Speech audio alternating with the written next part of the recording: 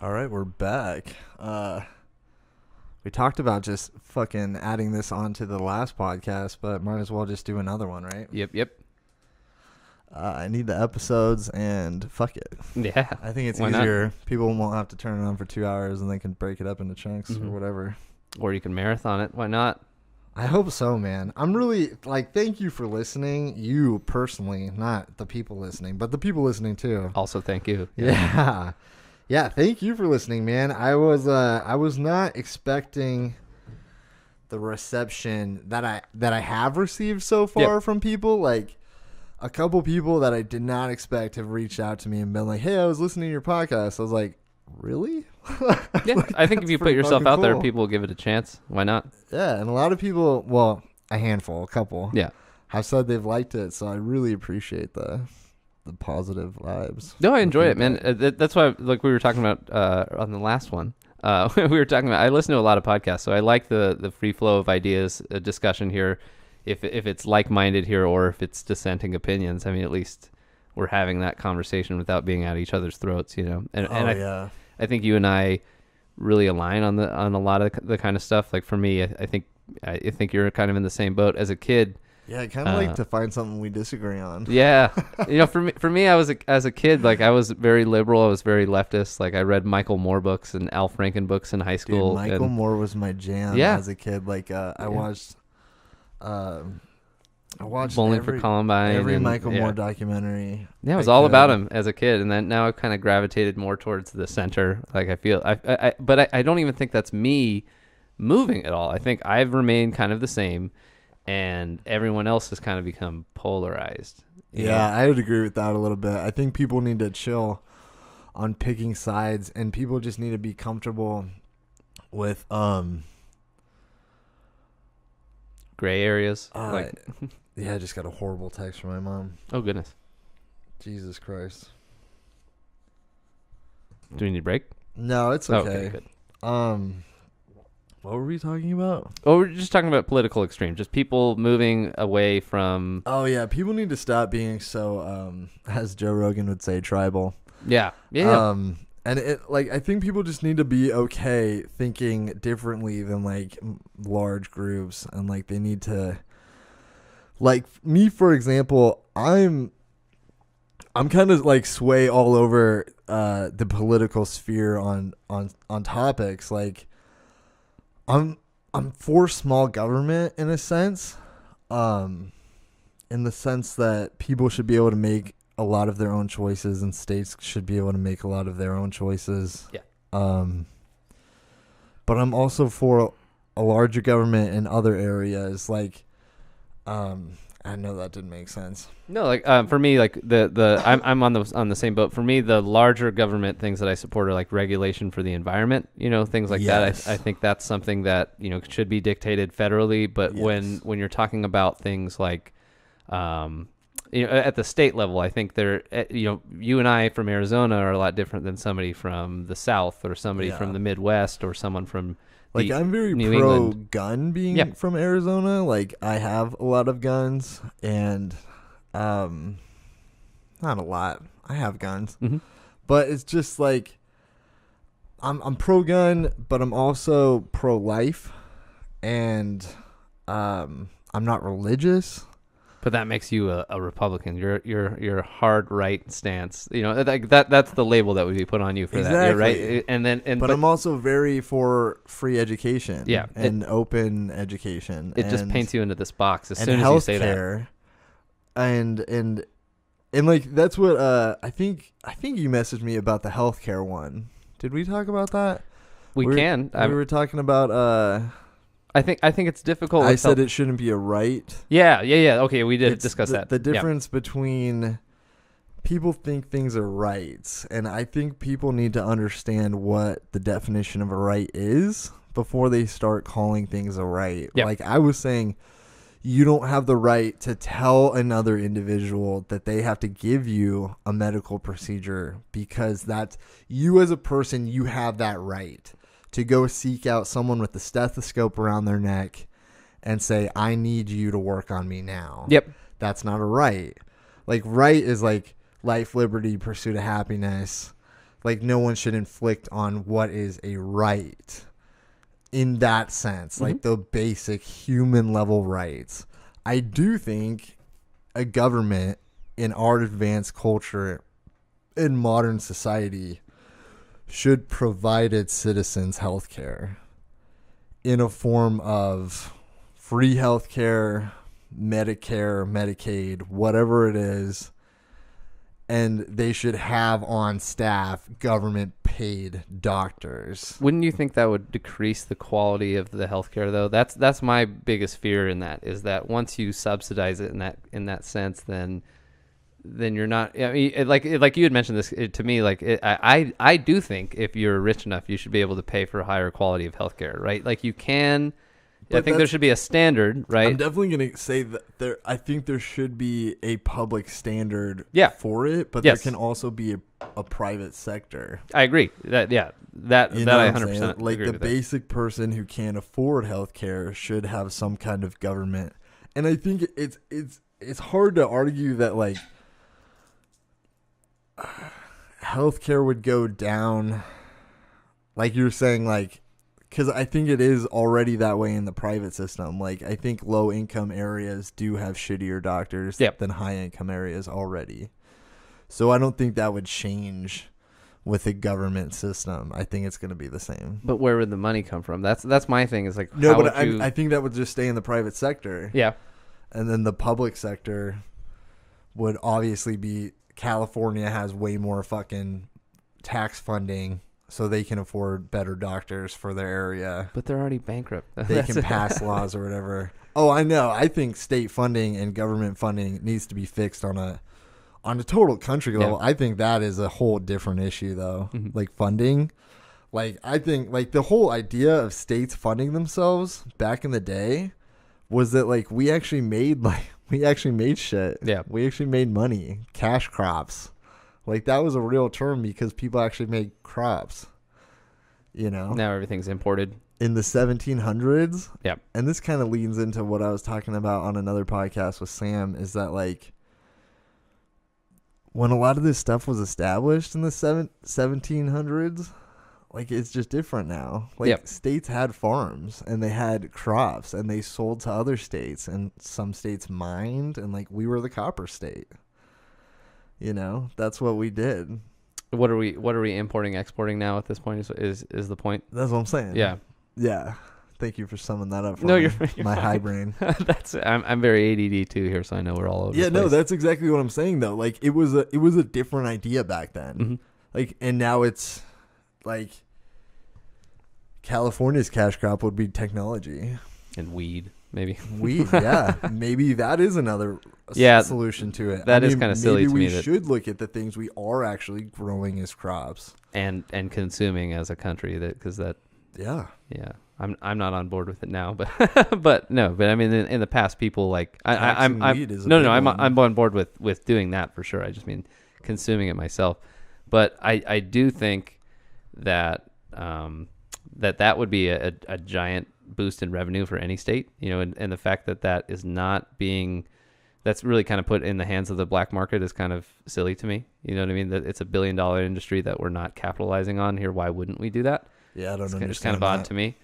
I don't understand why people still have weed dealers. Yeah, and if like there's stores. Yeah, there should just be more stores. If we're talking about the public, if we're talking about states' rights, you know, and you're really against that, you know, if you're against selling drugs, you could move to the Midwest or somewhere, you know, Nebraska, where it's actually, you know, still federally illegal, or just not, or at the state level illegal, right? So I'm more so about regional laws than federal. What are we looking at? Oh, you're not on the camera. I was just looking at the camera. I'm kind of on the camera. I can. We just got the edge of you a little bit. Oh, I'm just stoned and looking at shit. Oh, you're fine. I didn't want to interrupt you. You're fine. But I think we differ in ideology all across this country, and we're so large to have everything federally dictated now doesn't really make any sense. Oh, I don't think. Yeah, no. See, and that's like. It's like such a mess of an issue that I don't think it's going to be one problem or one solution to fix everything. And I think that's a big problem in itself. Yep. Is that how do you reconcile that? Blanket an issue, like, and fix a lot of the country. Like, funding is a big issue, but funding leads into education problems. Like, health is a big issue, but that's also tied into funding, Mm-hmm. and it's also tied into, like I'm saying, states don't make money, so it's just weird, you know. It's like taxes, sure, that's how I guess all states just make their money on taxes now, right? Yep. But The buck has to stop at some point here. yeah, are they People just are not gonna going increase to. them? Yeah. I feel like Arizona could lay out solar panels across the state and start selling energy. Why not? Well, we buy energy from California. Yeah, but like, why can't we generate enough for like 10 states? Yeah. You know? The power, like the output production for solar just isn't there yet. I mean, once they develop better technology for it, maybe, and that should be, you know, something that we should put as an initiative. But yeah, that's the thing with. Well, because they think like ASU self-sustain now. Really? I could be wrong. I don't think they'd have enough but But they built so many solar panels on everything. Yeah. Every parking garage, every fucking... I think it supplements for sure. Structure. Yeah. I'm going to have to Google that. Because it's like... I'm a big proponent of nuclear power, and that's probably just because of my dad's background here, working at the plant and being a health physicist. But to me, it's relatively clean energy, you know, despite that it has nuclear waste. But as long as you store that appropriately, I'm a big fan. As long as you store the waste appropriately here, you know, and don't just spill it into a river, right? It's safe, you know, and other alternative energy that's out there right now, wind, solar, just doesn't have the output that would sustain modern need, right? So, like, again, we could put initiatives for solar to make it better over time, but as of right now, it's not a feasible alternative.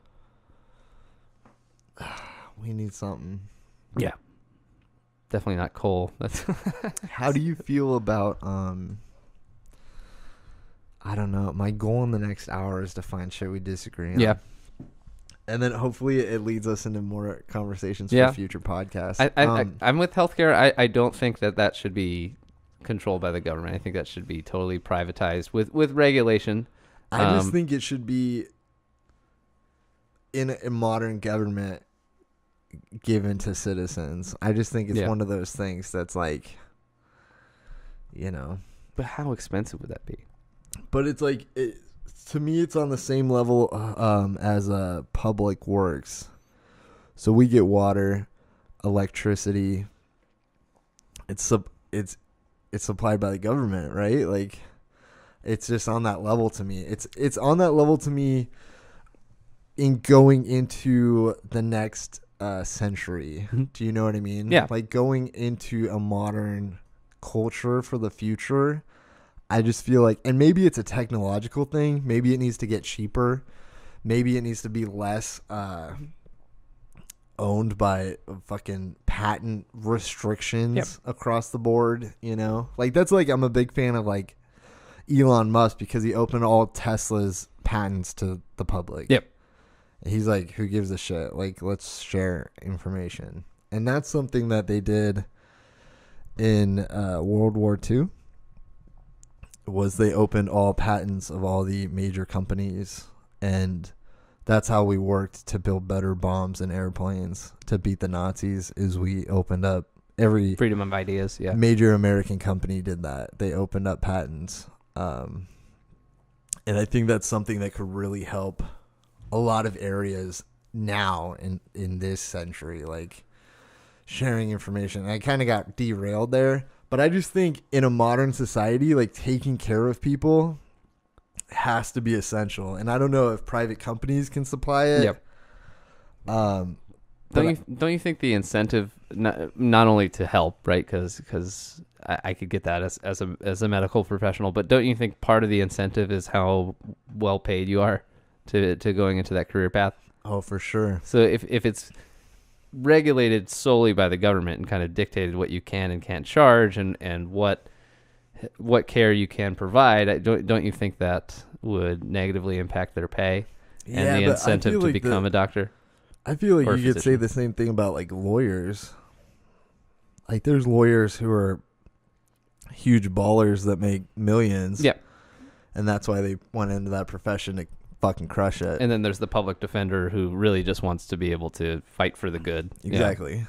So I think there might be enough of a human population to cover all those areas. Yeah, you could cut out all those shitty doctors I was talking about earlier. Yeah. Who are just in it to... You know what I mean? Like really there are care. doctors who take it upon themselves to learn medicine and then they just go to third world countries and they hardly make shit their whole lives. And that's what they live for. That's their purpose and they feel accomplished just solely based on that. Yeah. So I don't know. I mean, maybe there are those ways to address it, you know, on that scale and have like more public input. Like I think that is maybe something with technology and information sharing we can do. Like that's one thing I don't know who the fuck I was talking about.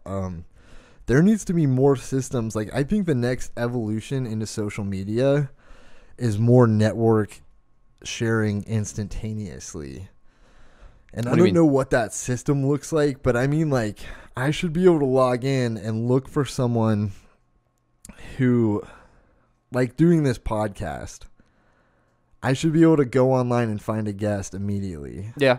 Do you know what I'm saying? Yeah. And I don't know what that system looks like. You could. I mean, Skype, Discord, you already have that. But I mean instantly. Like, I mean, not even like I put in 5 minutes of effort and then found them. Mm-hmm. I mean like social sharing, like I have that thought that I want to talk to someone about gun control. Yeah. And there's someone waiting to talk to me about gun control. That's a cool social media platform. Let's delete this podcast and then just get on to making that right now. Right? Yeah, I get what you mean. Like just a site where, okay, this is the topic I want to go. Jeremy's here sitting at the mic with his headset on or whatever it is. Yeah. And then we are here on a Skype or a Discord kind of conversation and we're here to make that argument. Yeah. I think that's a great idea. And I mean, and you could apply that to like every field, like podcasting, medicine, looking for a doctor who wants to answer my question about this, like, you know, looking for an engineer who wants a job, like whatever it is, like you fucking logged in, you found them, like, and that fills jobs quickly. Maybe that helps end the unemployment gap, you know, whatever it is. Like I think because social media kind of social engineered us in a way that wasn't really thought of 20 years ago, but 20 years from now something else is going to happen, right? Something else is going to social engineer us beyond that, and every 20 years or so something does come like that. It was the telephone, the radio, the television, then the internet. What's next? Social media. Yeah. And then what's next after that? Do you have faith enough in our society that platform wouldn't just devolve into Omegle or one of those other terrible... I don't know. I don't know if I have the faith enough in people to really want that. I do, but I don't know if the large population as a whole would respect it, you know? Yeah. Because we have platforms similar to that, and then people just, you know what they do on there. Yeah. Right? So it's kind of just one of those phenomenon that like it almost just happens. Like Facebook just kind of happened. Yeah. You know, it's like so many people just got on board and it just happened. So I don't know if we'd have time to even consider it. Is it going to happen? Yeah. Like, it's just going to be happening. It just takes over. Yeah. You know what I mean? It's like, I don't know. It's like almost like Bitcoin. It's like Bitcoin, like, or something like that. Yeah, maybe that's what we disagree on. I think cryptocurrency is bizarre to me. I think it's fascinating. I don't trust it one bit. I don't trust it. I'm not going to spend my money on it. No. Maybe if it hits rock bottom and I can buy it cheap, I might spend $100 and see what happens. But what do you like? Where other than buying heroin on the Silk Road, where do you use that as valid form of currency other than trade with individuals, right? But what are you really trading? You're trading. I mean, I guess money is a abstract concept already, but then this has no actual backing, right? This is completely abstract. So maybe maybe I'm just totally ignorant on the subject, but I don't really get what you can actually purchase with it, and what the purchasing power of it is, despite it being worth $11,000 US right now here per coin. All right, let's let's go down the list here. Accepted Bitcoin suppliers: KFC Canada, Overstock.com, Subway, Microsoft, Reddit, Virgin Galactic, OkCupid, Namecheap, Cheap Air, Expedia, Newegg. You can get hotels and computers? Oh, okay. People can buy houses with it now. What? It Okay. exploded, man. Pizzaforcoins.com, Okay. BitcoinCoffee.com, Yeah. Grass Hill Alpacas. You're blowing my mind. You can buy an alpaca. Yeah. And I'm not making this up. Like, I'm pretty sure Yeah. this isn't like a fake article, but it says retailers that currently accept Bitcoin. Microsoft users can buy content with Bitcoin on Xbox and Windows. Can you do that? Really? You can buy a game with Bitcoin now. I'm gonna Google that specifically. Let's Yeah, answer that that's- question. that's Does interesting. Microsoft accept Bitcoin? Yeah. So I don't have an Xbox personally, but I think I would have heard of that. That's just someone trying to get you to buy Bitcoins from their website. Oh, they stopped. Microsoft lost faith in it too. Microsoft no longer accepts Bitcoin. Good job, Ballmer. I knew it. Did I say Walmart? No, Ballmer, the guy who is the CEO of Microsoft right now. Oh, okay. Steve Ballmer. Good 5 job. brand name businesses that do currently accept Bitcoin. I need to fucking put 2018 in chat. I wonder why they lost faith in it so quick. I'm not sure. Oh, this was published 2 days ago. There we go. Overstock.com. I'm going to Google that. Overstock sells computer parts, right? Or just are there just an online marketplace in general? I think it's like everything these days. Like Amazon or Diet Amazon kind of. This must be what is keeping Bitcoin going right now. Overstock takes Bitcoin. Really? Yep. Okay. Well, okay. So you can use it at a valid retailer at this point then? Expedia takes Bitcoin. Is that only for like particular hotels or flights though? It's like Air China or something? Bitcoin payment is only accepted for hotel bookings at the moment. Ah. It may be expanded to flights in the future. That's what it says. That's not bad. Okay. Newegg. I'm going to Google Newegg. Newegg is computers, right? If I recall correctly, it's just computer parts.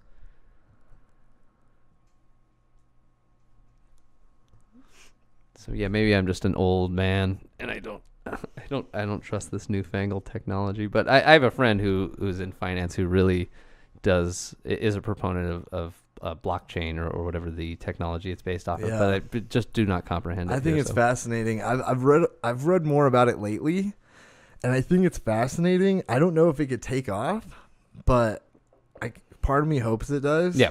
I think the idea of unregulated money is scary. Yep.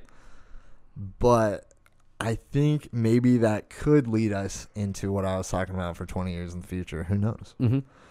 Where everything is untraceable, free trade between Joe Rogan individuals. made this hilarious fucking thing about it. Like, it's so unregulated. Like, it's so new. Anyone could just decide to make one, right? Yeah, there's Titcoin and Like, so what if like someone like Kendrick Lamar just decided, and this is what Joe Rogan said on his podcast, and he's like, what if he just decided to make Kendrick Lamar dollars? yeah, you could. Why not? And so you just have to convert your U.S. dollars into the Kendrick Lamar dollars, and that's all he accepts to buy tickets for his shows. Duckworth dollars. Or album sales. That's what he gets paid in now.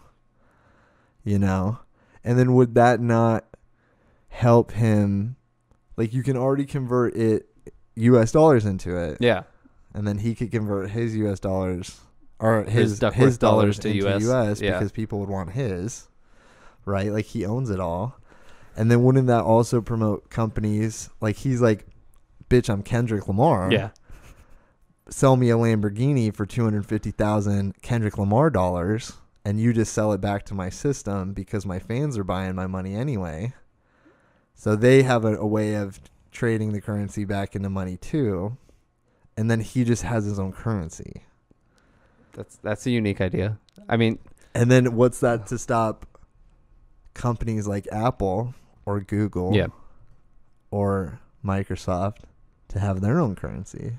well, what happens when that is that cult of personality goes south, right? And it's the Trump dollar, right? Or someone the Richard Spencer dollar. But that's the right? thing, is it has to be something so high up that Yeah. you want it. Yeah, that that's it's true. of value.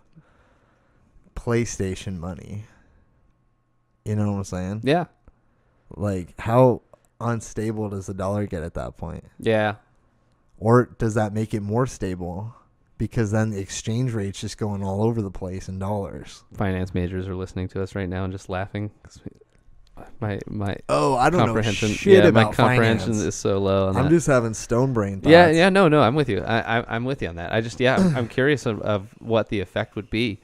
I'm scared of that, definitely, right? Because it's the fear of the unknown. I really don't understand, so I'm really kind of hesitant to go into any kind of cryptocurrency to buy into that here. I'm good with Uncle Sam. Oh, I'm cool with my dollars. Yeah, I'll stick with my dollar. And that's like something that like to be said about like do you know what the petrodollar is? No. I'm gonna Google it and Blow read my it. mind here. Yeah. From my understanding, petrodollar is the established currency for oil in the Middle East, and I could be getting this fucking wrong. So Nixon, I'm gonna just fucking read it. Let's have a history lesson. After the collapse of the Bretton Woods gold standard in the early 1970s, the U.S. struck a deal with Saudi Arabia to standardize oil prices to dollars. Through this deal, the petrodollar system was born, along with a paradigm shift away from pegged exchange rates and gold-backed currencies to non-backed floating rate regimes. The petrodollar system elevated the U.S. dollar to the world's reserve currency, and through this status, the U.S. is able to enjoy persistent trade deficits and become a global economic hegemony. The petrodollar system also provides the United States financial markets with a source of liquidity and foreign capital inflows through petrodollar recycling. However, before the effects of the petrodollar on the U.S. dollar can be examined, a brief history lesson is in order. So it's essentially a oil-based or oil-backed currency instead of a gold-backed currency? So how it works is the oil companies in the Middle East demand all foreign currencies get converted into the U.S. dollar to buy oil. Oh, okay. Our dollar is the petrodollar. Yeah. Right? So what happens when we lose that? Yeah. If you've ever heard of like the conspiracy of like how the U.S. economy could crash again, that's the biggest one, is that we lose standing of the petrodollar and we have to convert all our money into Chinese to buy fucking oil. And we're fucked. And China owns the global economy. And people don't understand. That's why Trump opened 8 hotels in Saudi Arabia during his campaign. Yeah, yeah. Because we need the fucking oil. That's how we survive. And people don't get that. Because of the petrodollar. Until alternative energy becomes feasible, maybe. Maybe. But for now, yeah. But is that going to happen while we're in control? No, probably not. Doesn't the U.S. kind of have a vested interest in most technologies in energy? Have you ever heard about that guy who created that car that ran on water? I don't know if I buy that. And then he died. I've heard about it. Yeah. Are you a conspiracy guy? My wife would love this I segment. love him. Yeah. I love him. Oh, she would love this segment. But I just think like it's interesting that like we had people studying these things and they all get paid off to shut up about it. Yeah. You know? Because we can't go away from oil. Why don't we have electronic cars running the streets? Because we can't go away from oil. We almost do. What about your boy Elon? It'll never happen. He's getting there. You think they're going to assassinate Elon? I would say in the next 50 years, it'll never happen. Really? That every car runs on electricity. You think Elon's mysteriously going to get poisoned or something like that? It's not up to him. It's up to the Saudis. Like, those people were trillions of dollars. Yeah. Like, they run on royalty and kings. Like, people say, like, Jeff Bezos is the most rich man in the world. He's just the most rich on record. Yeah. Those Saudi kings don't have to report their income. There's literally an estimate that a guy over there is worth trillions of dollars. Oh my goodness. Because he's an oil baron? Yeah. I think that's delving into the conspiracy end of things. No, I promise real? you. Like, it's real. Like, the guy is over there. I'm going to fucking Google it. Let me give me this name. I could see it. I don't think it's not unfeasible that could happen, but it just seems bizarre to me. And they kind of do dictate our policy. I think that was my kind of biggest struggle with last election cycle is that both are kind of controlled by foreign interests. It's a little terrifying to me. Why isn't King Salman listed as the richest man alive? His oil company, Saudi Aramco, is worth at least $1.4 trillion. Is that from the Free Thought Project, though? This is from the Washington Post. Where is this from? This article is from Corda.com. It's a blog post. It looks like. That's one thing that I have a problem with now is that a lot of information is not verified. You just take it from. Oh, I'm with you. This. I'm not saying you in general, but yeah. I'm sure that's what I mean. I'm sure, but a lot of people I think just go to snap reactions immediately from one article that they read here that might not come from the most. I'm absolutely with you. Like they read the headline a lot of times here, and they don't really read the content or the meat of the article or any kind of source. What website did you make fun of? Free Thought Project. That's this the was one. Investopedia. Yeah, that's hilarious. Yeah, that's. I always when I'm on social media, it's like the Free Thought Project for people who align with like the left, and then people who align with the right is like Breitbart or like something How like about that. CBS News? Is that legit? Okay, I'll take CBS News. An undisclosed fortune. The wealth of the widespread Saudi royal family is tied up in the country's diverse assets. An estimated value of $1.4 trillion. It's unclear how much of that wealth is attributed to Salman himself, but his half-brother and royal predecessor was worth an estimated $18 billion alone. So that's a lot more in the realm of possibility, right? Because he's talking about $18 billion as opposed to himself. But that's worth trillions. That's the king's brother. Yeah. Who just worked IT for for their company or something like that. But yeah, that'd be like Trump's brother. Yeah. Trump's brother's worth $18 billion, so what's Trump worth? I could see that, yeah. You know what I'm saying? Like Trump's kids are worth $18 billion, so what's Trump's worth? What's dad worth, yeah. You know what I'm saying? I think we can inflate it to a larger level. I think people don't understand like how our currency is fucking working right now. No, I don't. I truly don't. Like, and that's what I think is jumping back on the shark after we jumped off it. That's the appeal of cryptocurrency? That's the appeal of cryptocurrency. Yeah. It's unregulated. None of this king's bullshit on oil. But what happens when the guy pulls out of his Dogecoin and it's all gone? I'm not sure. I think the stability, or I guess the trust I have maybe it shouldn't be there here, but the trust I have in our government here to not fully collapse is there, as opposed to something that's really just entirely made up by someone in their basement, right? Totally. I don't trust a coin that's named after a meme that originated on Reddit. I think it's fascinating though. You got Doge coins in your portfolio, or not me? No, I don't know. I have never bought cryptocurrency. I'm not going to. Yeah. Maybe one day I will. Yeah. I think I might be forced to. If I have stupid money to throw around, I'll buy some. But no, I think it's fascinating on that level of the global economy is propped up on stilts on oil. Mm-hmm. And what happens when that goes away? When that goes away, we have to move away from that at some point. Obviously, at some point it's going to. So right? Well, it's going to be tapped out at some point. It's like we have to, and I think it's funny people disagree that it's because of dinosaur bones. It'll be bled dry eventually, though. But it will be, right? Yeah, sometime. So something has to change. And what damage are we doing to the earth? Yeah. Like a lot of people say, sinkholes could be because we're draining oil out of the ground and it's just shifting. Oh, creating giant chasms in the core. Yeah. Yeah. So like, is it possible these oil fields just fall into the ground eventually because we're creating such a rift and that it's just going to pull them all down? Well, that only happens in South America and the Middle East. So do we need to worry? Yeah, but we're doing it in the ocean soon, Yeah, right? yeah. Didn't Trump just approve that? Yeah. We're doing offshore drilling soon. I think that's nuts. Yeah, it's a little risky. I think we got to take care of the oceans too.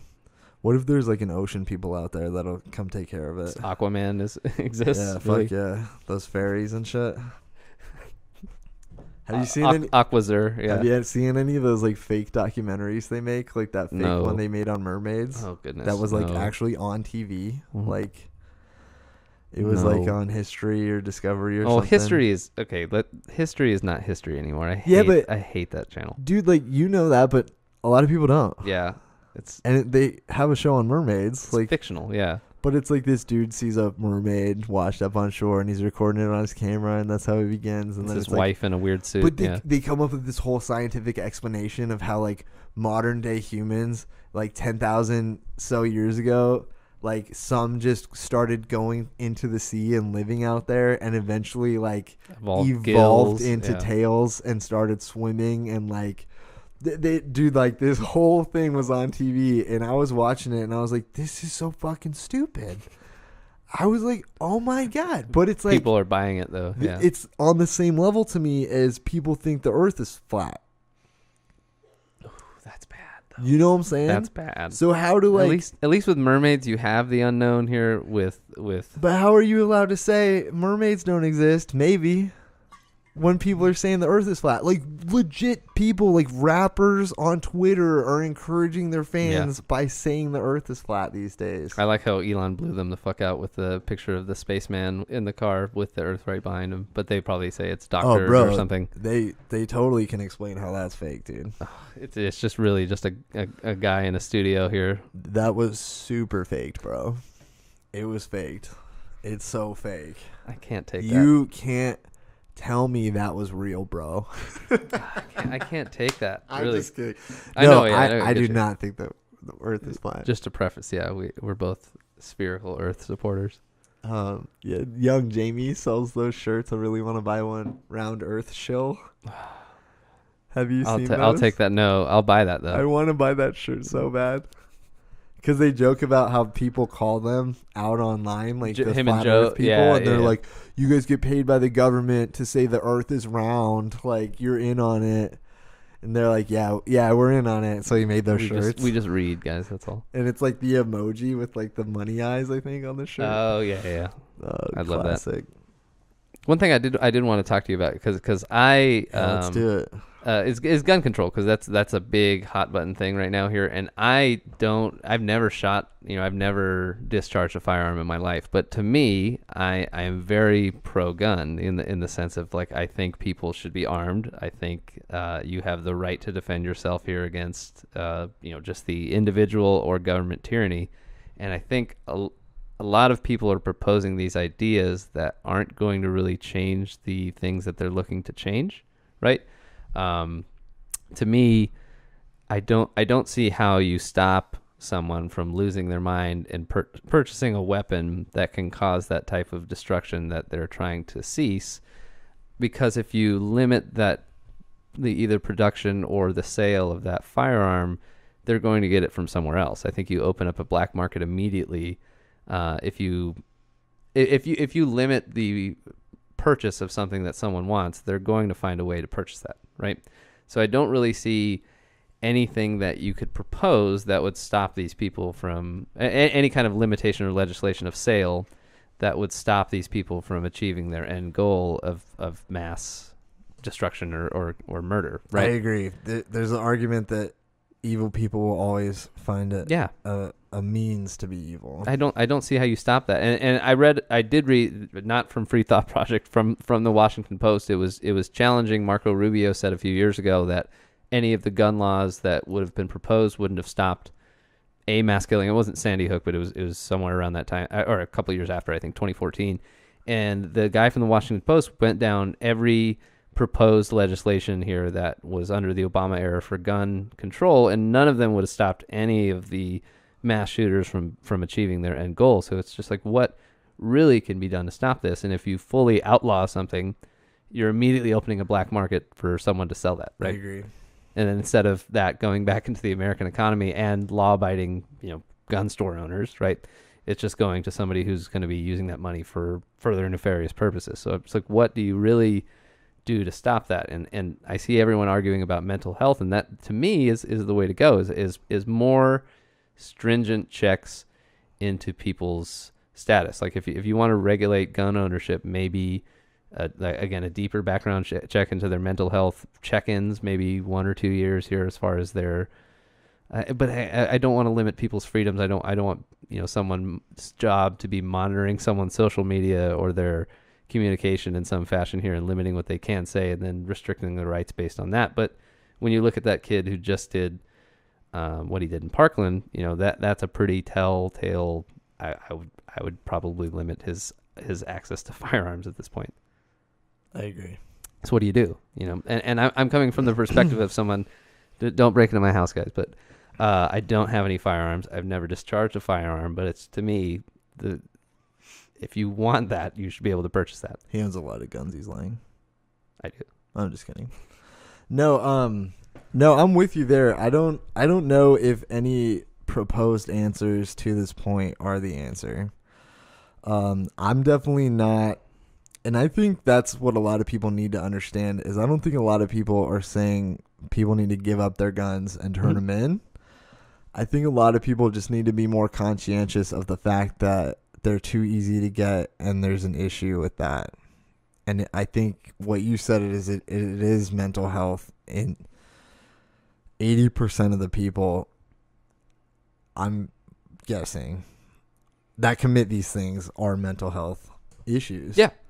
I think a small percentage are fucking people just who could lie on every test and are just committed to fucking killing people. Yep. And it's never going to change, and that's people like that in society will always exist. Yeah, and to me, I look at this again. I try to get stuff from reliable sources. This also from the Washington Post. It's like since I think the 60s, they quantified how many of these mass shootings happen per year here, where it's one individual or two individuals killing more than 4 people in one sitting, and I think the average was 3 per year, right? So how do you really stop 3 people from, without complete control and monitoring of their thought policing everything that they're doing? How do you stop them from absolutely just snapping one day and finding the means to commit these acts, right? And I think what you said about it being a little too easy to achieve these firearms here maybe is something you could do again, but there are already, to my understanding, pretty stringent background checks here that really wouldn't have applied or done anything, and even in this kid's case, right? For sure. What's documented on him as far as like I think there's anything that would prevent a gun owner from making that sale if he comes in as a normal looking person who just wants to buy this firearm. Yeah. What really would have been documented, even with his mental health history, that would have precluded him from buying that gun? What would have? I don't. There's interesting proposals people have for like different things, and I think a lot of it just comes from uneducated people who don't understand a lot of different areas that goes on with. I mean, we're talking about how could we, make healthcare regulated by the government, right? But people want to say you need to register all guns, get a license like your car. You have to register insurance. You have to have maintenance checks on it. Stuff like that. People are proposing that, but then you're also leading into who's going to fund that. Yeah. And who regulates it? Do states regulate it? Then everyone has different firearm regulations. No one's up to any kind of codes. No one's any standard. Guns are different. Standards are different. And what's to stop Idaho or somewhere here where they're the big thing is funding. It's like where are you gonna there's DMVs everywhere. You're going to make gun centers everywhere? Hi, welcome to America. Gun centers on the left, DMVs on the right. And are people really going to abide by that at this point? Do you think that they'd really, with their existing firearms, do you think they'd really? I don't think so. No. I don't think. I think you're going to, if you ban them, you create a black market. If you try to regulate it more, maybe it helps. 21 years old is not a bad age to buy a gun. Yeah. I would argue that, especially if you can't drink until you're 21. Mm-hmm. But then at the same time, do we move the military age up to 21? Because you're going to tell an 18-year-old they can carry a AR and go into war, but they can't buy a firearm at home. Once they're back at home. Yeah. I think that's an interesting one, because I'm also kind of for the drinking age being 18. Really? As it is in other countries, Yeah. like Germany. Like, because I think our stigma with alcohol is that it's just abnormal in households, and people treat it like it's an addictive thing, and it needs to be like kind of shunned. Mm-hmm. But it is like the one thing you allow in your household that is addictive, that you drink in front of your kids. Pretty much out in the open. Yeah. So why don't you teach your kids about it when they're young, responsibly, instead of telling them and making them want it more? Like German kids, they drink bitter beer, which is literally. but as far as beer. I've heard from my friends who have lived there when they were kids, or teenagers, like they drink beer like at dinner with their family when they're 13. My wife's half German. They have something called bitter beer, which is like 1% alcohol beer that children will drink, and then as they age, they'll have a beer with the family, and it's, but it helps it's culturally them, accepted. Yeah. Like accept it, and I feel like it helps them be less likely to Abuse it. when they hit 21. Mm-hmm. And kids who have never tasted alcohol before are passing out drunk in college because they've never fucking had alcohol. You know. And I guess who really isn't drinking in high school these days? I think that I think I took my first drink when I was 16 or so. I did a lot worse shit in high school. Yeah. Yeah. Yeah. I think 16 was the first time I took a drink, and then I guess you're opening up more. I was 13 for sure. Yeah, I think when I was 14, my dad gave me like a sip of beer when I graduated 8th grade. He's like, "Oh, try this," and I hated it. The first time I threw a party and got shit faced, I was 13, for sure. Sorry, Mom. I was a good Christian boy. No, I'm just kidding. I've been so open with my mom since I've like become an adult. Yeah, it's probably bad. Yeah, that's what we were talking with my dad at dinner about, all the times we used to puke in high school and do stupid decisions, and then that's just odd to get to know your parents like that kind of. Right. As an adult here now, you get to hear those stories. Then they tell you stuff that they did. Yeah. Like, okay, fucking get this one. This is special. Let's go. Apparently, it's in the Lake Havasu Museum. Mm-hmm. Apparently, in the 70s, and I want to get back to gun control. Yeah. We're fine. Yeah. Apparently, in the 70s, these fucking high school kids built this massive houseboat out of like spare lumber and supplies that they stole around town, and built this fucking party boat and built it all through high school. And by the end, they had like a fucking working chimney and shit on it. Nice. Like they had like it was a legit like houseboat looking fucking thing. I still don't know what it looks like. You gotta go to the museum. But the guy told me to go look at it in the museum. So I met this dude like my dad's high school age. Yeah. My dad was like the first graduating class from Lake Havasu High. This guy was telling me about this fucking houseboat, and I was like, yeah, fucking right. Yeah, right, dude. bro. Like, are you serious? Like, he told us this story about how one time the smokestack was so high, they were dragging it out to the water and it got stuck on a telephone line, and they ripped it down. And they were like super scared about getting caught, so they like booked it to the lake and got the houseboat in the water. But I was like, yeah, fucking right. Bullshit. And then I asked my dad about it, and he's like, yeah, pretty much. yeah, that was a thing. Yeah, I was on that a couple times. Yeah, it was cool. And I'm like, what? Like, It's bizarre. what, dude? What? Yeah. I'm like, what did you do in high school, man? Yeah, my dad grew up in San Diego, so like he got to pop over to Tijuana all the time when he was a kid here. So I can't imagine I can't imagine how fun that was, really. Yeah, And that was back then. yeah. Like 50s and shit. Mm-hmm. Yeah, he's 49 was when he was born, so it was late 60s. 60s. So yeah, it was. I couldn't imagine how fun that was. Fucking A. Yeah.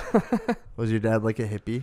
I don't know if he was a hippie. He definitely. I mean, long hair, smoking weed yeah, and shit? yeah. He looked like this, like how I look now. Oh, he's a hippie. Yeah, he had the long hair, The flower children. But he was from what I understand, he had his fun here, but then he focused on school a lot.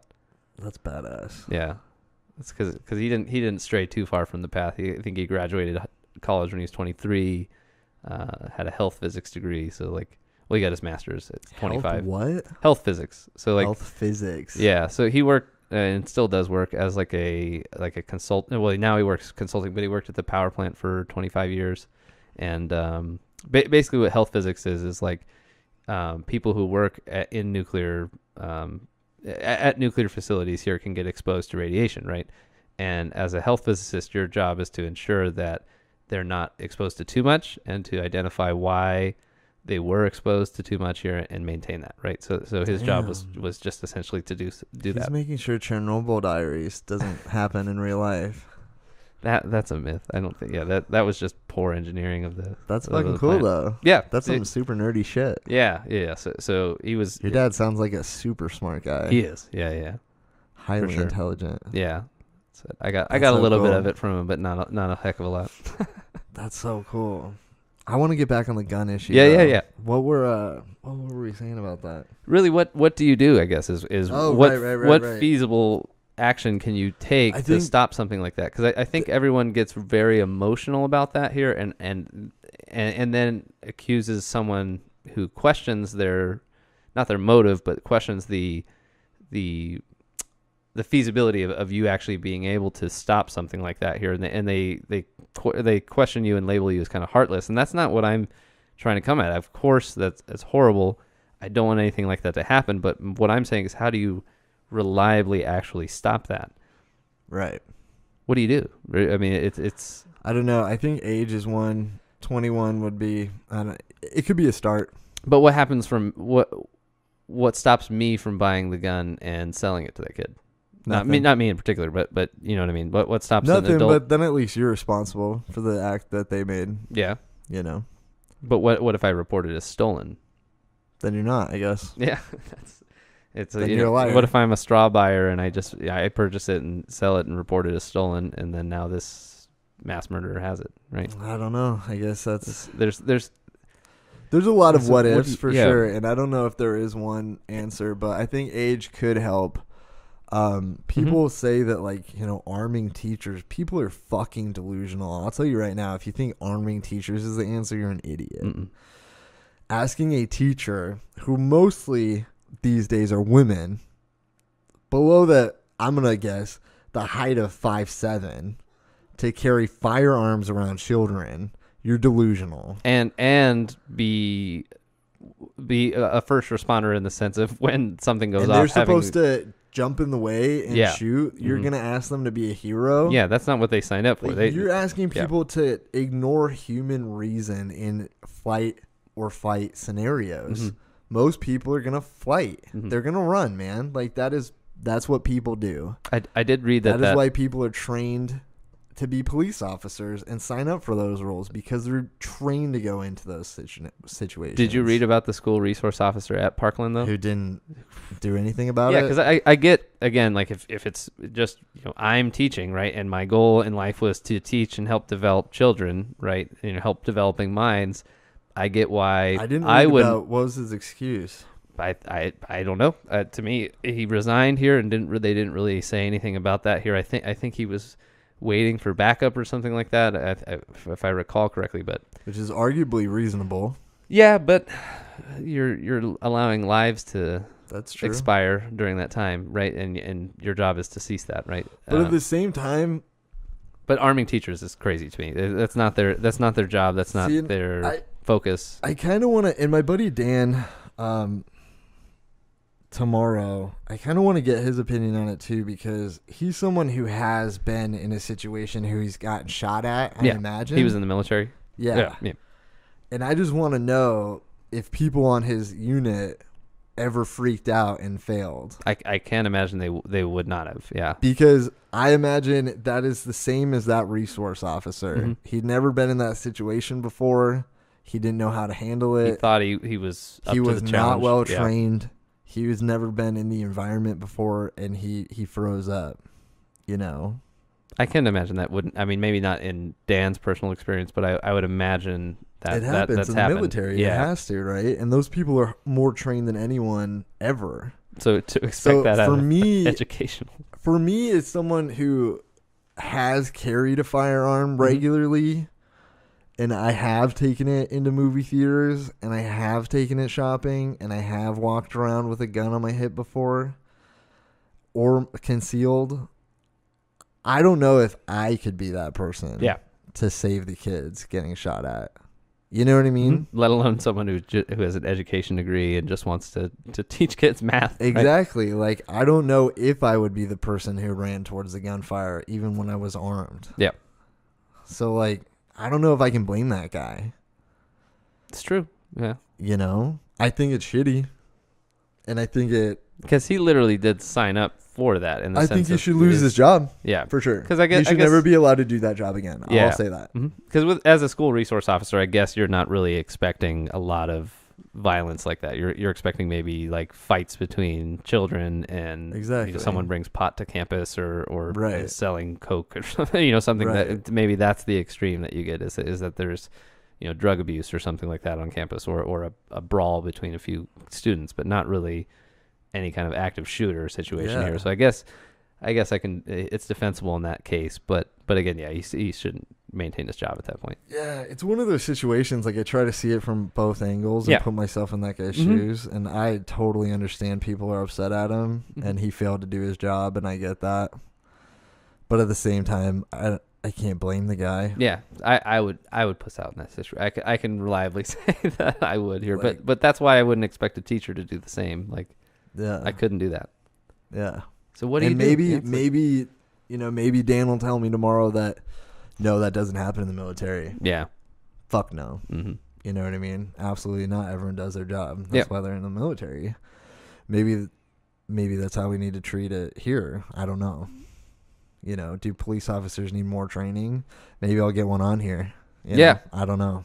I'd like to talk to one. I have a couple friends who are. I mean, I don't know if they would do it, but I could see that. I don't know. I have one who's a correctional officer down here, but not like a street cop. Yeah, I have two friends who work Gila River, which is crazy. Like I'm curious how many people, even cops, long term, have seen shootings like that. Mm-hmm.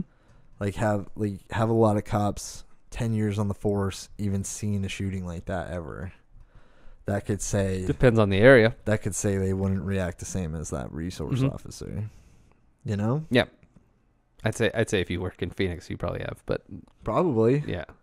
Maybe not in upstate Connecticut or something. Maybe. Yeah, I don't know. Yeah.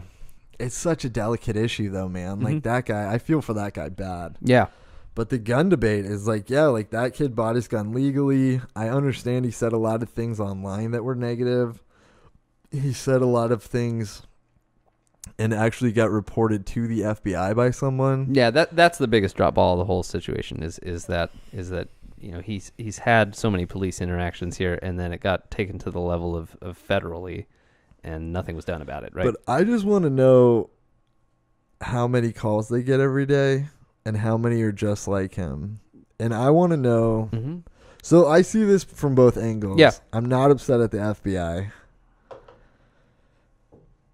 But at the same time, I am. Because I think if stereotypes were different, it would have been different. I think if they called and said he was Arabic. Yeah, if he's Islamic, it would have been a different story. Mm-hmm. And I think that sucks. But I think that's the truth about it. If his posts on Facebook or whatever were, instead of being kind of, because I think he was a white nationalist, right? I think so. If this was Islamic.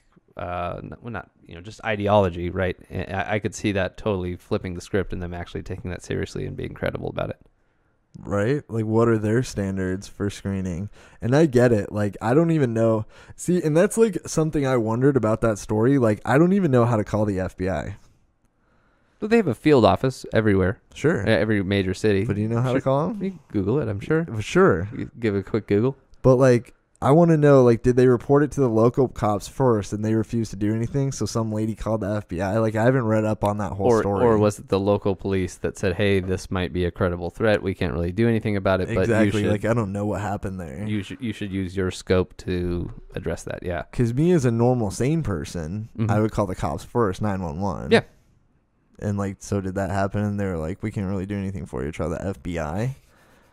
And maybe as a society, do we need to come up with a third party here? Do we need something before local or between local law enforcement and FBI? That's so scary though. Like that's so authoritarian. Like to me. local threats at home. Yeah. Like I don't know what they're going to be called. Well, you have a Homeland Security, I guess. Sure. And that they have an office everywhere, or well, I mean, most major metropolitan cities. It's just like a lot of people get on the FBI. I think a lot of people just want someone to blame. Yeah.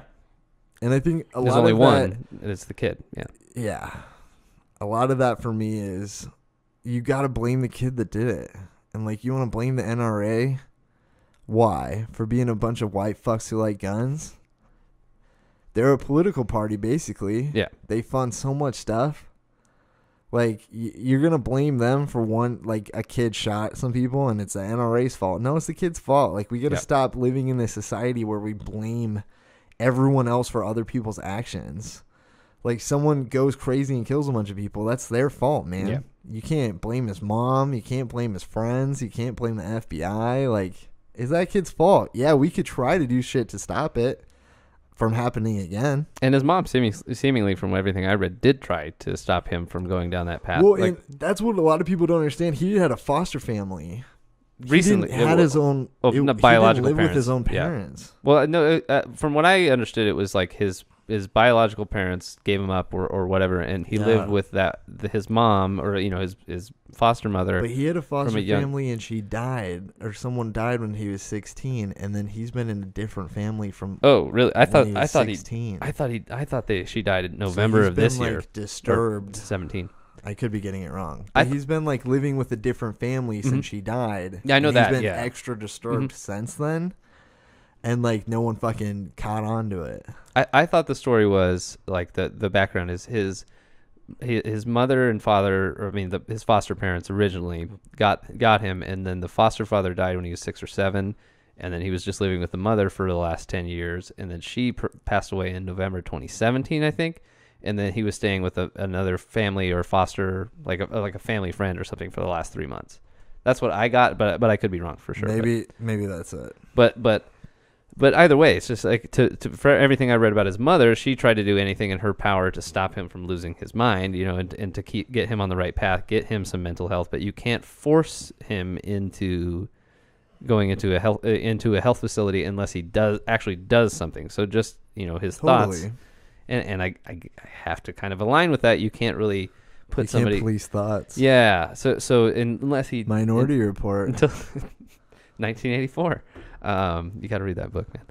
I'm gonna fucking read it. I'm gonna fucking put it in my. But Amazon that's just always funny to me because really the same people who love that book often want to enforce Orwellian policies to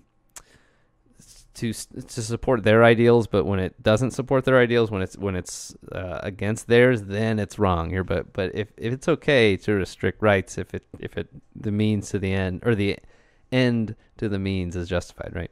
You can get the paperback at Barnes and Noble for $1.99. Oh yeah, it's a classic, man. I actually do have a funny story about that book. I bought the audiobook. Yeah.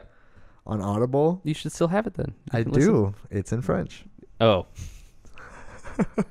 Yeah, probably not. Yeah, you have to learn French. I fucked up. I started listening to it like a month ago. It just reminded me because you brought it up. And I was like, fuck, I got the fucking French version. And I used my like free credit on it or whatever. And I'm not going to pay $20 for the audiobook. But, yeah, I'm not too sure if there is. I think there's other countries who are doing some cool stuff with gun control. One country. And I think, like we were talking about, it's hard to just address the issue with one, like, simple answer. Mm-hmm. But, like, one country, I can't remember what country it is, they have a mandatory military service. It might be. It's, like, 2 years. Mm-hmm. But everyone gets a rifle. Sounds like Israel, or maybe Switzerland. It might be Switzerland. But I had a friend who kind of addressed this with me with Israel and, like, how they're... like their gun laws, but I think the culture there is different, right? Not only are they for sure different, are they under actual constant like military threat all the time, right here? So there's not a whole lot of infighting and everything like that. But our culture is so vastly different, and I think a lot of people kind of blame gangster rap for this, but it's kind of dated back here to me to even like Frank Sinatra, is that we do kind of glorify gangster violent culture, and we've done so for the last 80 years, right? And that's only kind of progressed further and further. So the gun culture not only is just, for hunting or defense, is more so like masculine and bravado, right? It's more so like cool to like have a gun and fire it and pop it off. You know what I mean? Like, It's so fucking cool, man. Yeah. Do you want to go shooting sometime? Yes. Yeah. I've never. You do? Yeah. I mean, I'm not opposed to it. I've just Let's never make it been. happen. I've never been in the situation of doing so. Right. Yeah. Me and Sam have been talking about shooting for a while now. We Yeah. need to go now that the weather's not hot as fuck. Yeah. I've never. Yeah. Just never had one. It was like I think we had a gun in our house, like one rifle, but it was just never shit. never a part of me.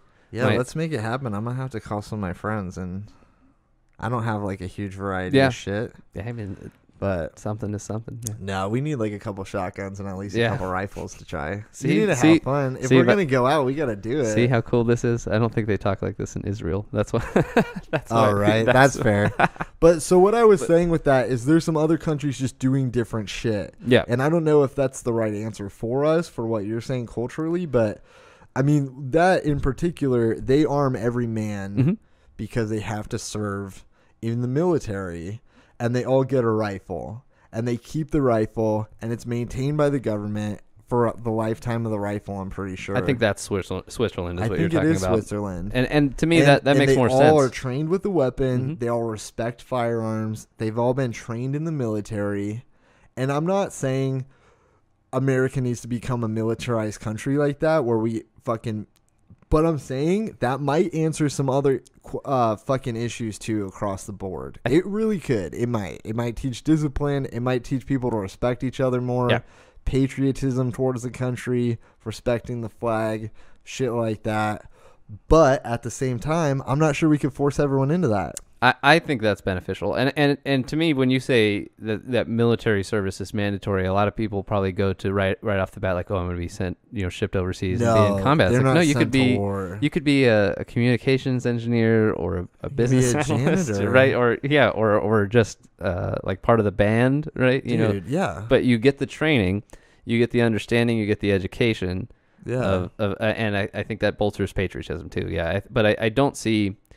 I think that's fine, but I think it could be 1 to 2 years solution, maybe. Yeah, but yeah, and that's not like, and that's just like, and people are like, no, mandatory military service. What the fuck does that mean? And I don't mean mandatory military service in the sense that like you're gonna go to boot camp and you're gonna go off to war.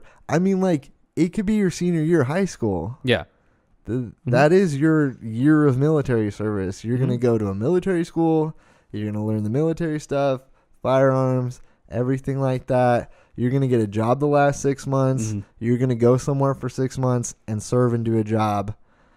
Maybe it's an 18-month thing. You do a year of school and then 6 months on the job, and then you're done. Then you have on-the-job training like we talked about last time. Dude, you actually have that could work be the experience. solution also. And then if you want to go to college, go to college afterwards for whatever you work did. Experience doing whatever in the military. Yeah, because you could. The military does have physicians. They have engineers. They have chemists. You can literally be anything. So if you have that, they got top secret weird shit too going on in the desert. That's what I'll call my wife about that. I like aliens. Do you believe in aliens?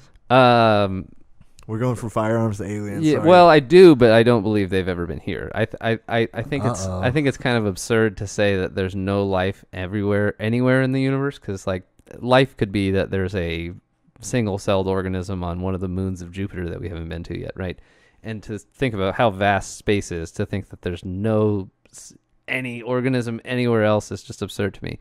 But I don't think they've been here, because why, if they're capable of interspace travel, would they not communicate with us in any fashion, in any meaningful way, unless I guess the argument that always comes up is they don't think we're worthy enough of that quite yet here to actually make meaningful contact with us. So I don't think they've been here, though. Maybe. I don't know either. Do you think the pyramids were created by aliens and dropped here? Or oh my God. Stonehenge want them to be. Is a crop circle or whatever.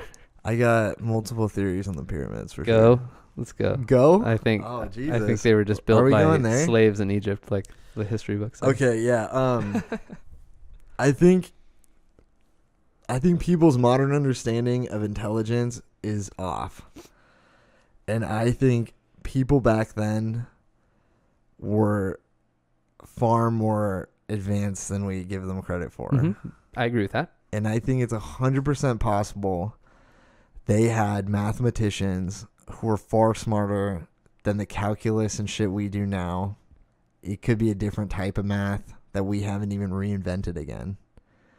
That they designed the pyramids in such a way that we still can't figure out. Because we still can't figure it out. Yeah, and that was just lost in the Dark Ages, you think? Yeah, I think it's totally possible. And it's totally possible with the Ice Age. We devolved into cavemen again. We went back into warm areas and we stopped communicating on large scales. People lost their large communities. They went into small dwellings. And over time, that information was just completely lost. Speech patterns got worse. Communication got worse. Higher levels of thinking got worse because they didn't have anything to do all day. They just ate and fucked. Yeah, they're back down to the hierarchy of needs. Yeah, they're on level 1. And then it goes back to like the stone ape theory almost. Do you know what the stone ape theory is? I can't fucking tell you what the author is. So the theory, and just in short, it's Terrence McKenna. You could read his book. Oh, that's this acid boy. Let's go. But you could read into it, and the father of it's LSD. like it's backed up by,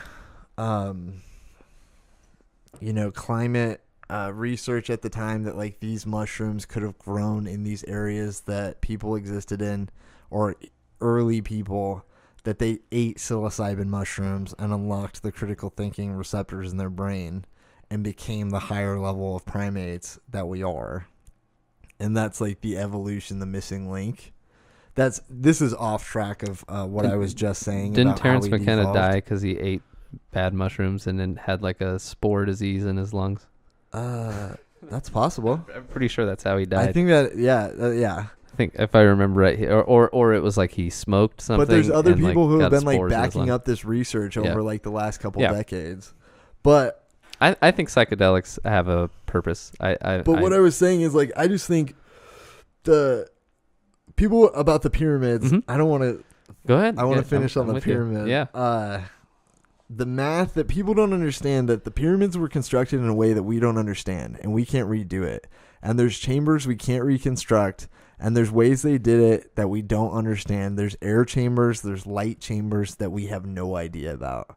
But I think back then they could have just done that, and that was their life, and they figured out that was their technology. That was their computers, like architecture and material. Like it wasn't computerized, it wasn't fucking chips and electricity, but it was like material objects that you put together, like Tetris shit.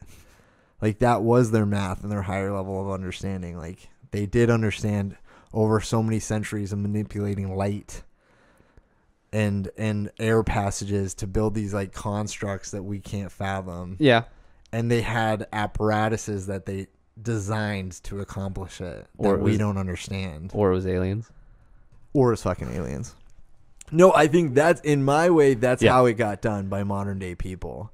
Without aliens. Without people being like, no, it's fucking aliens. It's just that they had a higher level of understanding that we haven't kind of navigated back to. Or instead of focusing on that, we were focusing on other things. Because, we don't do that because we have computers now. Yeah. We don't...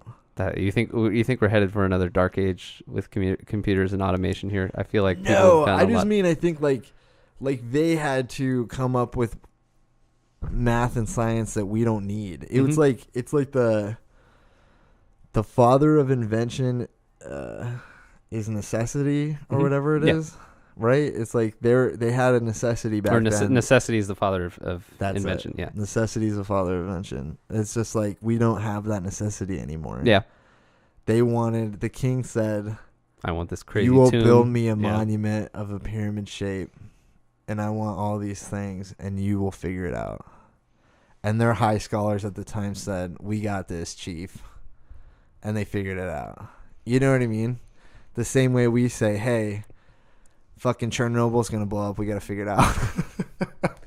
So, in your opinion, though, I mean that's the practical explanation. So you do think we've had some kind of contact with alien life? Oh yeah, I love aliens. So what's the most fascinating one to me is scoop? like the alien, like people talk about. There's a lot of high level of activity around when we first detonated our first nuke. Mm-hmm.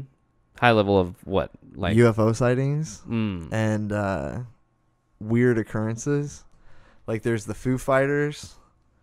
I know the band. I know that they built it off something, but I don't know what they're referring to. Oh man, you don't know what a Foo Fighter is? No. Foo Fighters are aliens. Dave Grohl and those other three guys. Taylor Hawkins. There. A Foo The term Foo Fighter was used by Allied aircraft pilots in World War II to describe various UFOs or mysterious aerial phenomenon seen in the skies over both the European and Pacific theaters of operations. That was post It's Nagasaki. during World War II, Oh. yeah.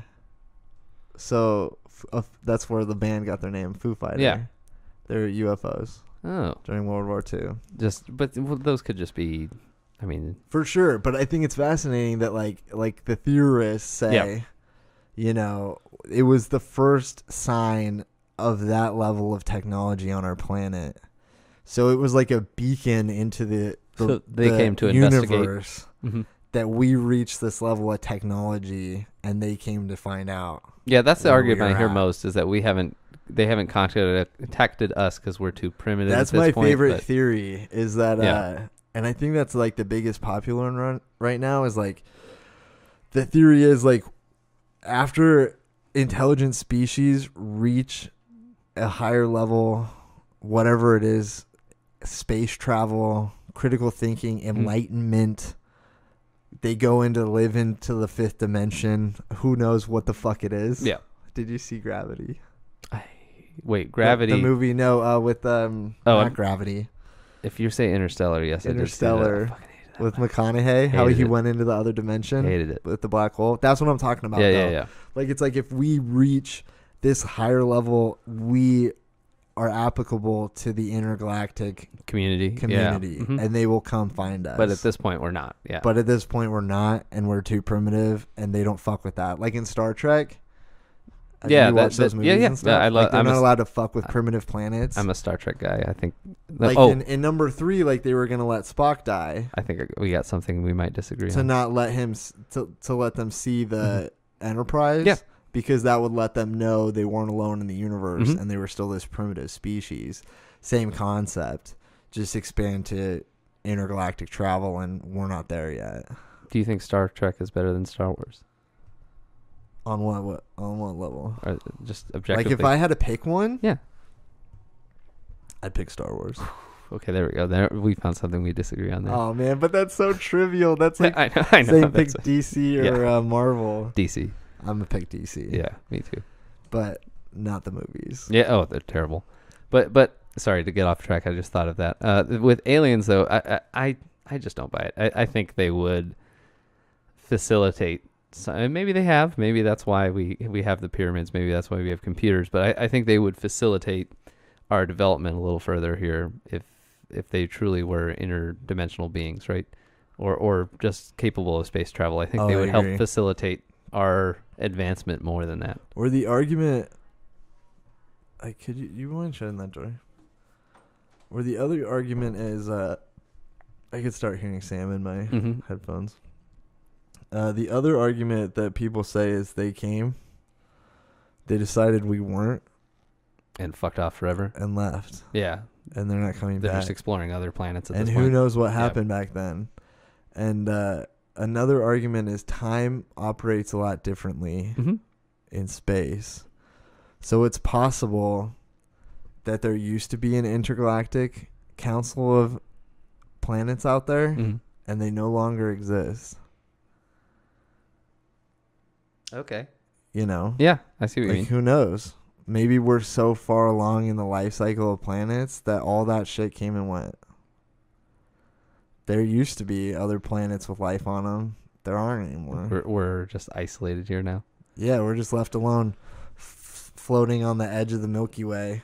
Like, what if the Milky Way used to be vastly populated, Yeah. and it used to be part of the Intergalactic Council, and the Milky Way is not a part of it anymore, so they're all gone. They're not a part of our arm, because we're just this Yeah. branch Mm-hmm. of the Milky Way galaxy, we're we're just a yeah. part of the galaxy. Mm-hmm.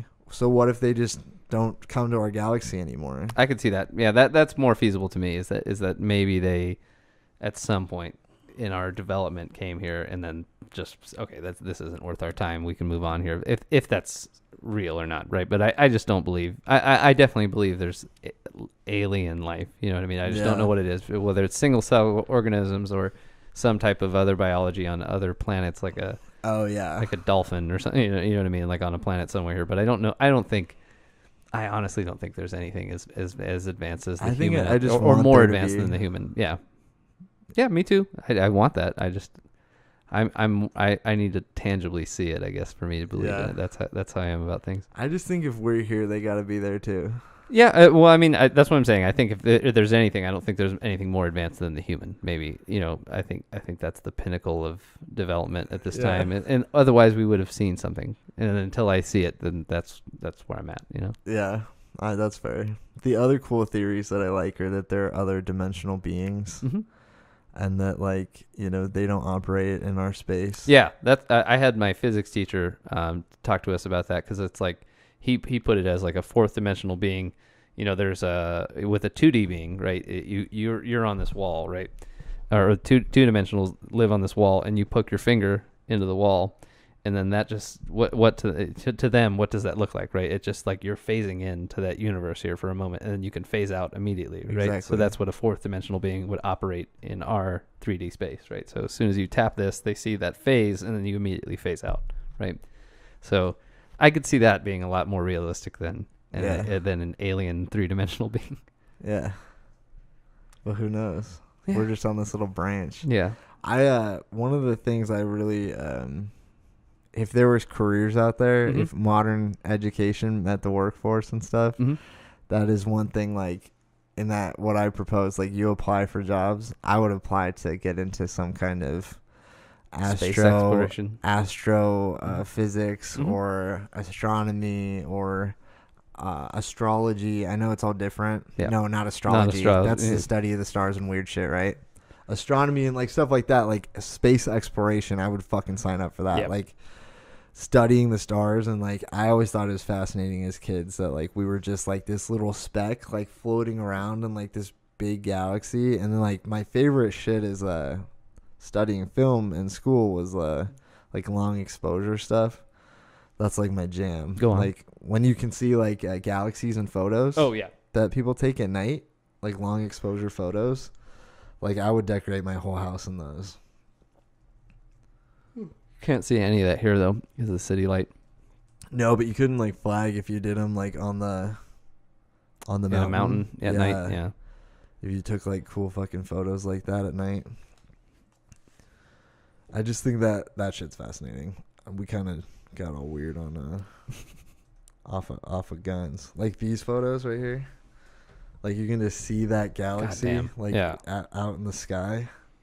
That's just insane to me. People just take a long exposure, and that's a wrinkle in the sky, but that's a bunch of planets and stars in another space system that we can see. And that's just because it's close enough to see. And we just made technology that can take a picture of it. You think folks are living out there? Hopefully. Yeah. I'd like them to be. Yeah. Maybe. I have hope, but I don't think Star Wars and shit's ever gonna work. Yeah. Lightsabers would be sick, but I don't think that's gonna happen. Yeah, because you can't stop a laser. That's the problem. Is you can't. How do you make a sword that's made out of light and make it end? Yeah, that's what I'm saying. You can't concatenate. Yeah, you can't stop that. It's a laser beam. Yeah. It's not gonna stop. It's and if you made it super powerful, couldn't we just turn it on and cut the moon in half from here? Yeah. I mean, that's a good super weapon here. Right? That's not a bad idea. A Star Destroyer. That's how we send the beacon to the aliens, as we create that. Fucking A. Did you see that the new Star Wars 8? Yeah. Didn't really like it. It was okay. That part at the end, people had a lot of issue with and I have a big issue with it after I read it online. People have an issue with how they just flew the spaceship through it. Oh yeah. It was kind of And they're like, well, why didn't they just do that for every fucking movie? Yeah, like, do that for the Death Star. They just have someone kamikaze that shit. Yeah, you could have done. They had the whole premise of the first movie is that you had to steal the plans to get this one little tiny slot in the Death Star that's so obscured. Right when you could have just had one guy go pew. But I guess that was like $1 million or like $1 trillion star ship. You know what I mean? That she blew up. But yeah, but still, like to stop the. It was so cheesy. Like it was one of those things that, as a fan, after I read, it didn't bother me when I watched it. Yeah. But after a fan and I read the shit online, I was like, "You're right. Yeah, that shouldn't have made it in. Yeah, that shouldn't have been in the movie."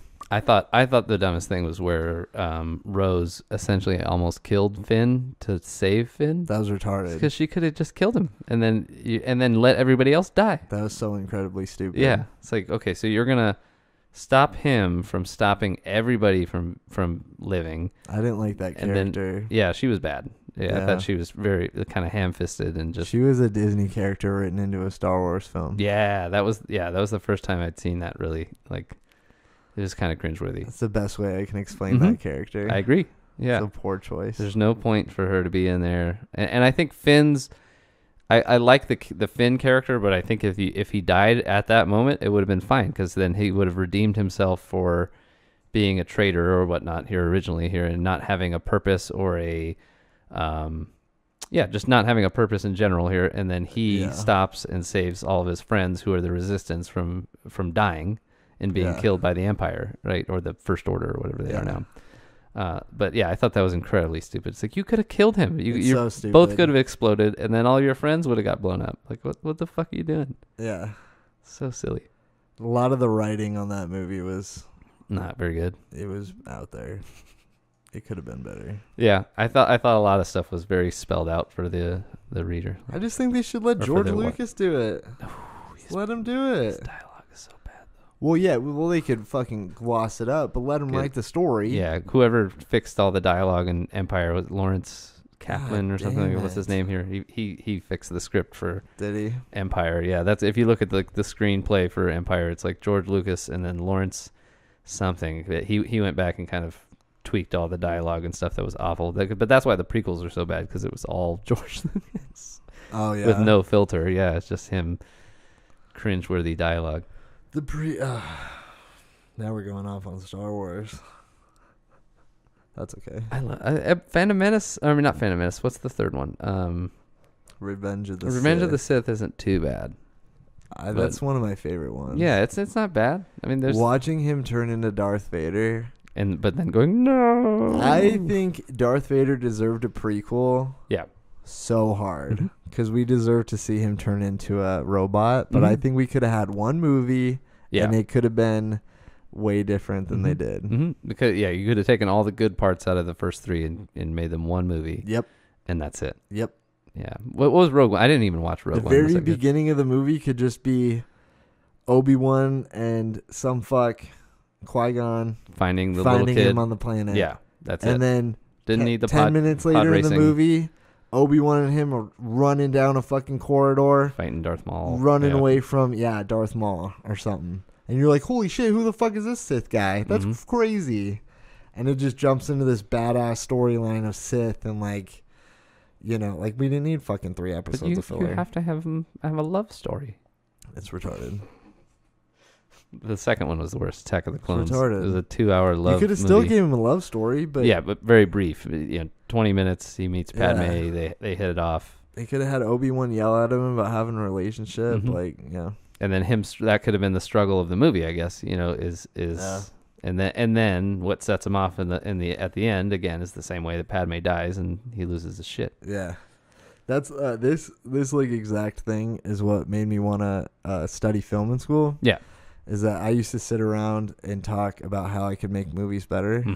And I was like, I could just fucking do it. I could just learn it. Yeah. So then when I was sick of doing my computer programming classes, my first semester at NAU, I was like, oh, they have a film program. Let me just do that. Yeah. And I was like, fuck yeah. And then that's why I wanted to do writing, because I was like, I could write a fucking good movie. Are you guys going to do your, the buddy movie that you guys talked about on the other podcast? Have you guys? Where I think it was your partner. He was talking about. It was him as like an ex-military. I'm trying to remember the concept here. I listened to the episode. I'm trying to remember exactly what the premise was, but it was like it's like a bro comedy movie that you guys were talking about. Fuck, I forgot what it was. We wrote a movie where you do have the screenplay for it. That's or just it conceptually. depends what you're talking about, I guess. I don't remember. Yeah, what you're talking about, but we have like a movie where he like goes back in time and like relives. That's what I'm talking about. His life as a teenager. Mm-hmm. Yeah, we wrote that. Yeah. Okay. Yeah, it was the coming of age movie. Is what you're. Yeah. He's a 30-year-old Marine, and he gets sent back in time to relive his senior year of high school. Yeah, it's the reverse big. I remember. Yeah, now I remember. Now it's coming to me. Yeah. Yeah, we'll read that for sure. Oh, cool. Yeah, nice. Just when we have time. Yeah. Did you listen to the stories I already posted? I posted 2. I don't think so.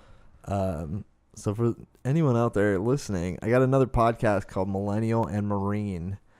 If you search on iTunes, you'll find it. And that is like a fiction podcast, but we did a first story called Real 100 Acres. It's Winnie the Pooh. Okay. You didn't listen you got to me it? hooked. No.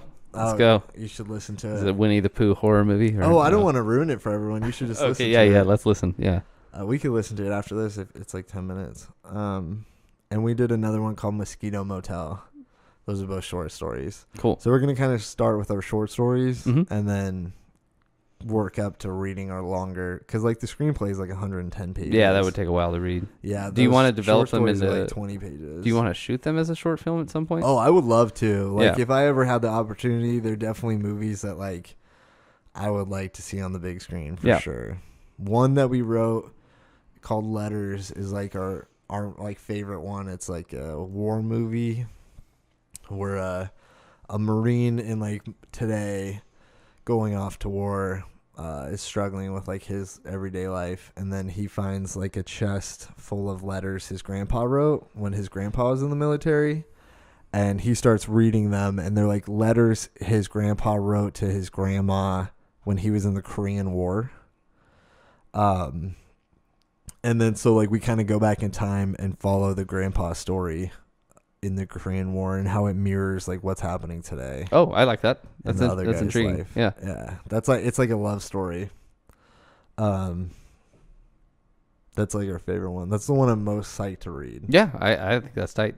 Yeah. Yeah, so you would do kind of back and forth kind of juxtaposition of modern times, like there's a brief B plot with the main character, the one who's reading it, but the primary plot is the grandfather. Paralleling his issues and his struggling with what he's doing in war to what his grandpa went through in Vietnam. Okay, cool.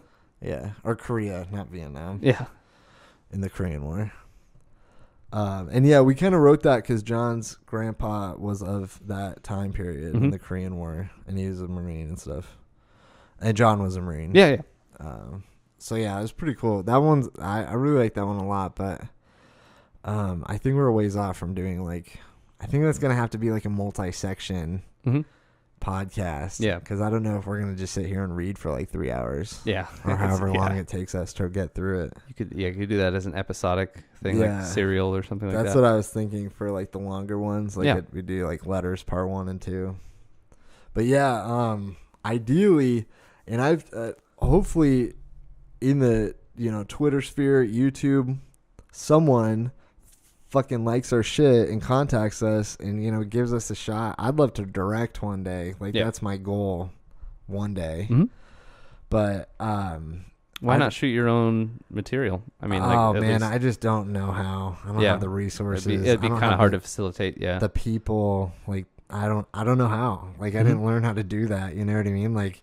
And like I'd want to do it like real, like good. Like I think I could do some of our short stories and do like some shitty like low budget stuff that like 20-minute films, but I would have no idea how to go across doing like a 2-hour movie. Yeah, that's what I mean. It's like shoot the as your portfolio. Shoot the short one, of a story that you really enjoy, so you have something concrete of this is my idea of what I'd like to go with for a long form, picture. Yeah. Maybe. That's to kind of go full circle. That's the kind of thing I hate about the educational system, is that you come out with this degree and you have all this theory, but you don't have any practical. What do I do to achieve this I don't know goal? how to get a job in the film industry. How do I apply all of this, right? Yeah. How do I do this? I have no idea, right? Yeah. I know how to do. Oh, what I was thinking about the YouTube shit is maybe an animator out there like some of our shit and we'll animate it too. That'd be nice. Like the Mosquito Motel one Be perfect that for we animation. just released. Yeah, I would love to see that animated. I really would. Yeah. I think that would be dope. Someone out there hit me up. Please. That'd be nice. Like my goal for like these podcasts and stuff is maybe like these will be online and I'm doing podcasts still 2 years from now and maybe I am like a little bit out there. I have 1,000 listeners more or established. something. Yeah. And someone knows someone and they're like, hey, even if it's a 2-year-old podcast, like I listen to this story, like, I'm going to fucking animate it and I'm going to send it off. And see, you know what I mean? Like, maybe something down the line years from now will happen because I fucking recorded this conversation. And they'll prosecute me for making hate speech and making fun of people who call themselves Zer. I don't think that'll happen. I think we're okay. I think that free might speech happen. is still a thing. Yeah, for now. We'll be okay. But yeah, I hope so. I hope that manifests itself in that regard here for you. Really, it'd be awesome. Yeah, I mean, at least it's just fun for yeah, now. still a cool creative expression. Yeah. Yeah. Like, fuck it. Yeah, I definitely need to write more, though. Yep. Write some more stories. I got to listen to those. Yep. Yeah. I got to enjoy. So I've listened. I'm more of the political guy here, so I've been listening to the ones that you've done here independently. But I need to go back and listen to it, because there's only 3 out right now for those, right? For all the listeners out there. We have 4 on my other podcast. We have 2 like cinema riddles episodes. I listened to those. Yeah, I didn't listen to the ones with the actual stories. And then 2 stories. Yeah. Yeah.